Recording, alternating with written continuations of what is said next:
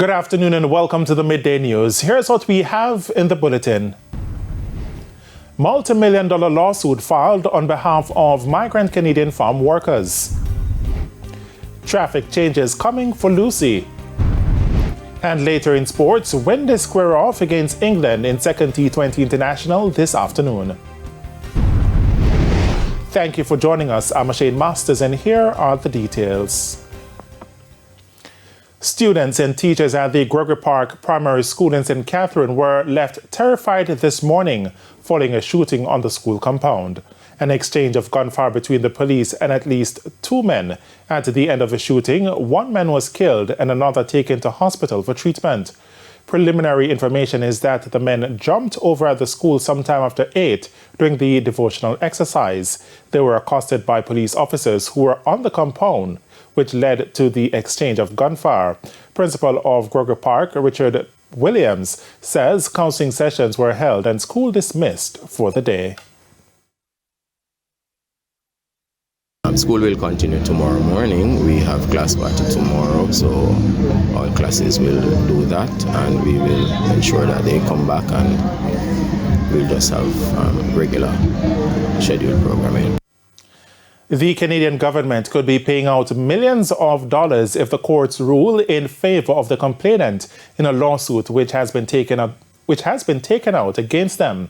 It stems from complaints about the treatment of migrant farm workers in the country. More in this report.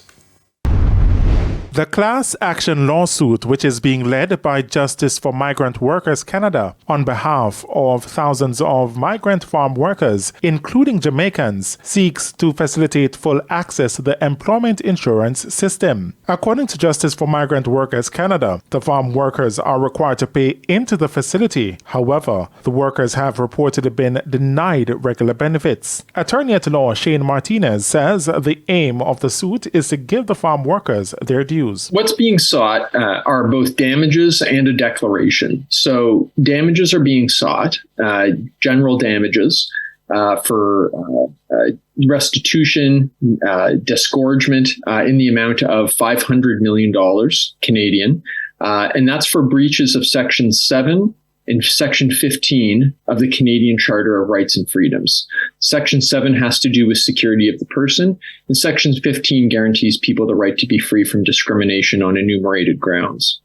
What the workers are also seeking is a declaration that this system that the government has devised here, through which it is unjustly enriched, they're seeking a declaration from the court that this system is contrary to the Charter.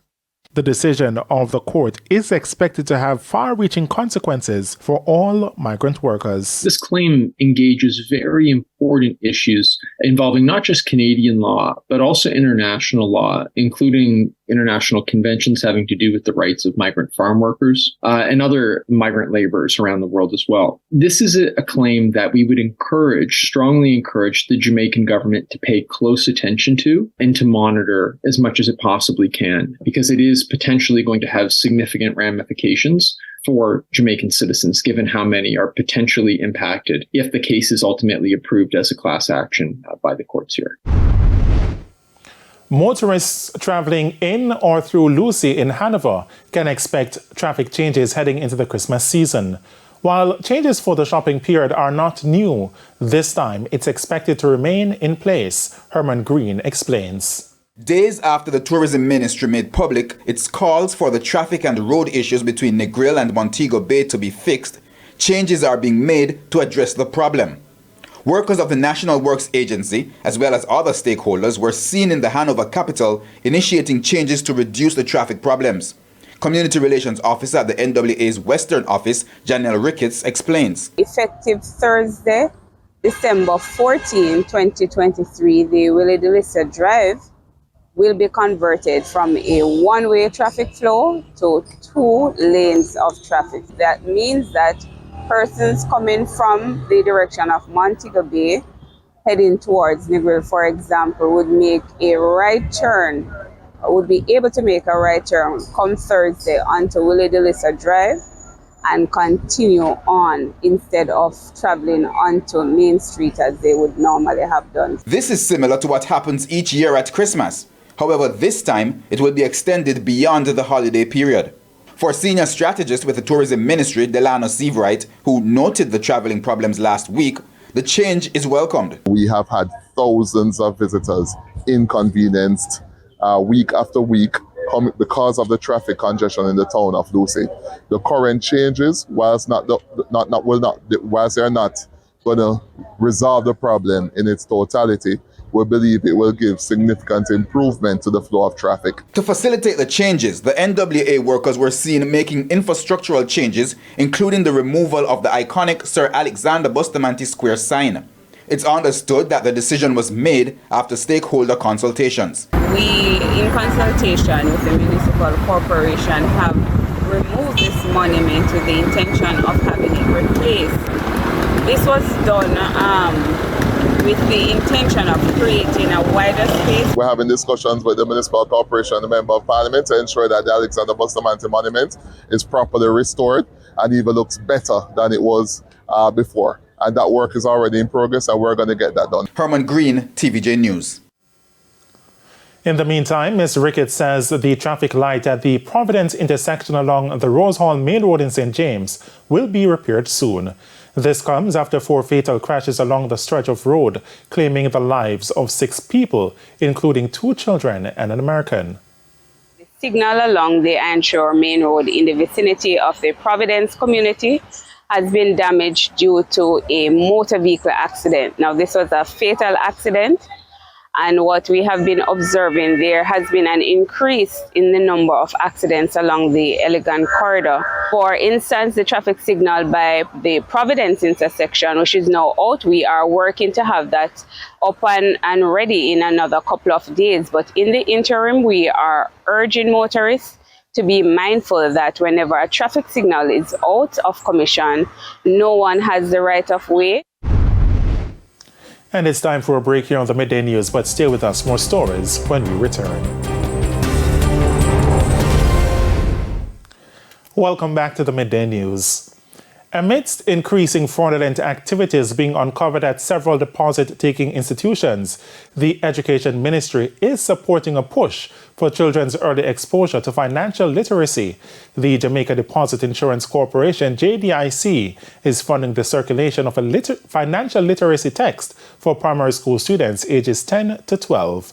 The details in this report.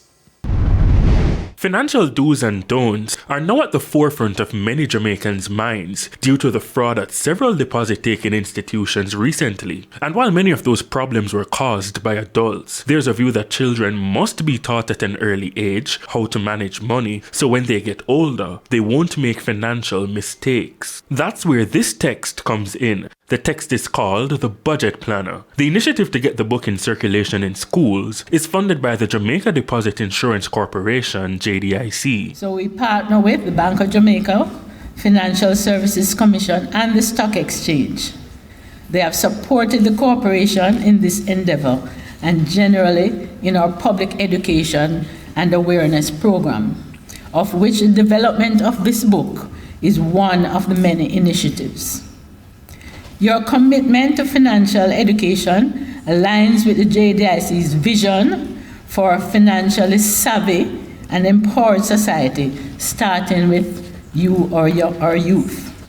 The financial literacy text will be provided to primary school students ages 10 to 12. And it's done in such a way that it looks fun. I hope it'll be fun for you because it's written in a comic book format. Thank you to the author for your time and effort putting this together. I can see, just looking at the illustration, that it took a lot of time and effort to get this done. But boys and girls, I hope that you will engage with this book. Show it to your parents, as Empress encouraged you to do. Show it to your other brothers and sisters and your cousins. If they can't read, read it to them.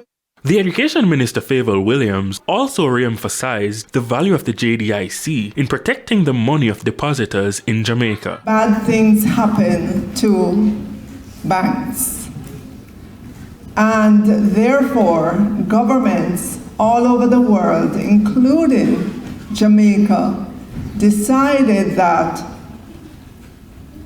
when bad things happen to a bank and people lose their money, it is not a good thing for the country.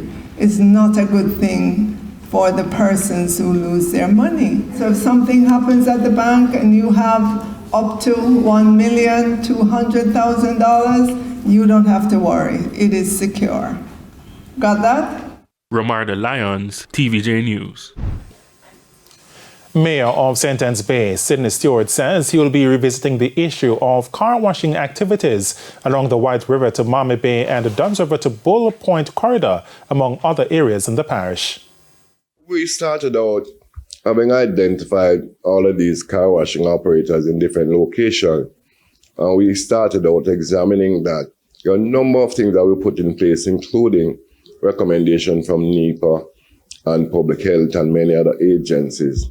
We wanted at the time was to organize them under one umbrella, give it a name, and then we would relocate them to a location that would not be disturbing the environment. He says those discussions with various stakeholders were placed on hold. There have been renewed calls from motorists to centralize the car wash operations. It follows the death of a foreign national over a month ago along the Duns River Main Road after the driver of a car the visitor was traveling in made a U-turn after washing the vehicle along the corridor. Mr. Stewart says the council will be meeting again with NEPA to continue discussions to urgently rectify the issue.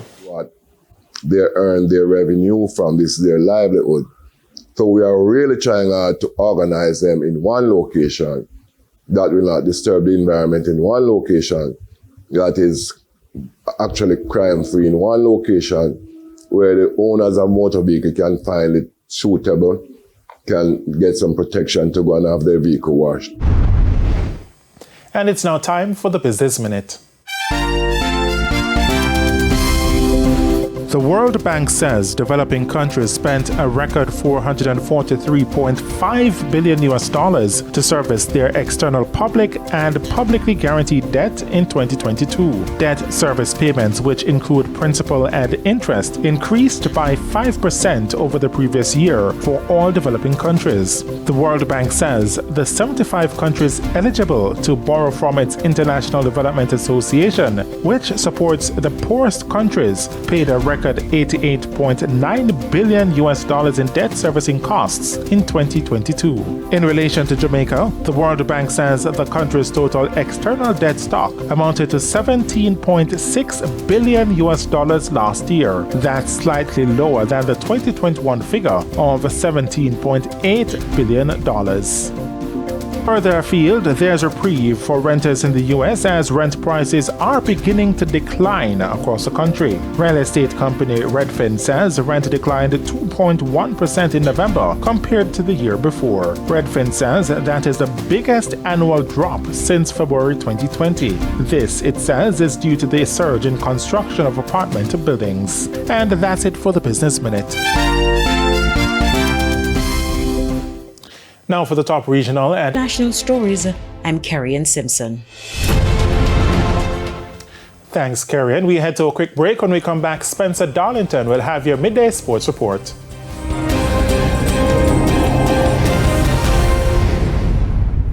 Thanks, Spencer. And that's the Midday News. I'm Shane Masters. Join us at 7 for Primetime News. On behalf of the news, sports and production teams, have a good afternoon.